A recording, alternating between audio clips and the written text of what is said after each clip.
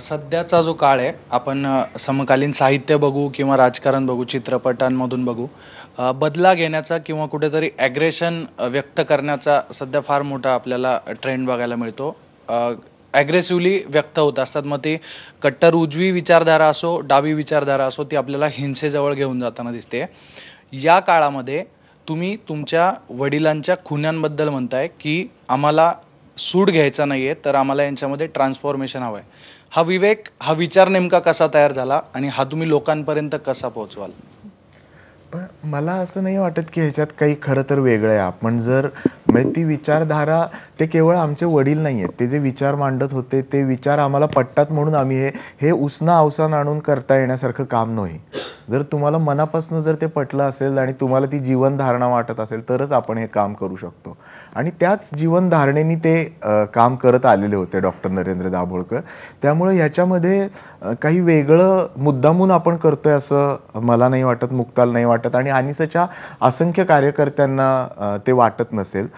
मला वाटतंय की आपण थोडं स्वतःच्या भावनांपाशी तटस्थ होऊन जर बघायला आपण सुरुवात केली तर आपल्या लक्षात येतं की अरे ही 18, 20, 22, 25 वर्षाची मुलं आहेत आणि ह्यांच्यासारखी कितीतरी समाजात आहेत.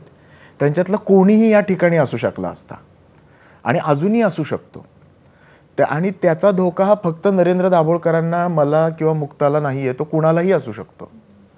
हे ज्या वेळेला आपण थोडा शांत चित्ताने विचार केला तर आपल्या लक्षात येतं. आणि त्यामुळं यांना आज तुम्ही बघा की गांधींच्या मारेकऱ्यांना शिक्षा झाली या देशात 70 वर्षापूर्वी आणि आज 70 वर्षानंतर काय स्थिती आहे?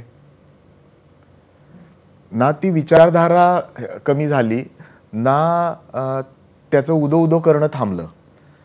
आणि नथुरामचा उदो उदो सुरू झाला. नथुरामचा उदो उदो सुरू झाला, नव्याने सुरू झाला. तर मग ही कुठली लढाई आहे? ह्याच्यासाठी का डॉक्टर नरेंद्र दाभोळकरांनी त्यांचा जीव दिला किंवा गांधींनी जीव दिला? आणि स्वतःला पण ते फार मला वाटतं आवश्यक आहे की तुम्ही, मगाशी मुक्ता म्हटली त्याला मी ऍड करतो की स्वतः तुम्हाला जर गांधींचं परत एक डॉक्टर उदाहरण सांगायचे ज्याची आठवण, म्हणजे तुम्ही हे कुठून आलं ते विचारताना डॉक्टर खूप अनेक वेळेला हे उदाहरण सांगायचे की ज्या वेळेला नोआखलीमध्ये दंगल होत होते आणि गांधी ती शांत करायला गेलेले, तुमच्यातल्या अनेकांना माहीत असेल, तर त्यांच्याकडे एक हिंदू माणूस आला ज्याच्या मुलाचा मुसलमानांनी खून केला होता त्यांच्या नजरेसमोर. आणि तो त्यांना म्हटला की बापू यांनी, समोरच्या लोकांनी माझ्या मुलाला माझ्यासमोर कापलं आणि त्यांच्यातल्या एकाला असा कापल्याशिवाय माझ्या मनाला शांती मिळणार नाही.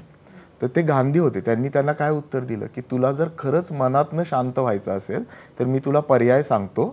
तू एका मुस्लिम मुलाला, ज्याचे आई वडील या दंगलीमध्ये मारले गेलेले आहेत, त्याला तू स्वतः दत्तक घे आणि त्याचा धर्म न बदलता त्याचा संगोपन कर, तर तुझ्या मनातला अग्नी शांत होईल.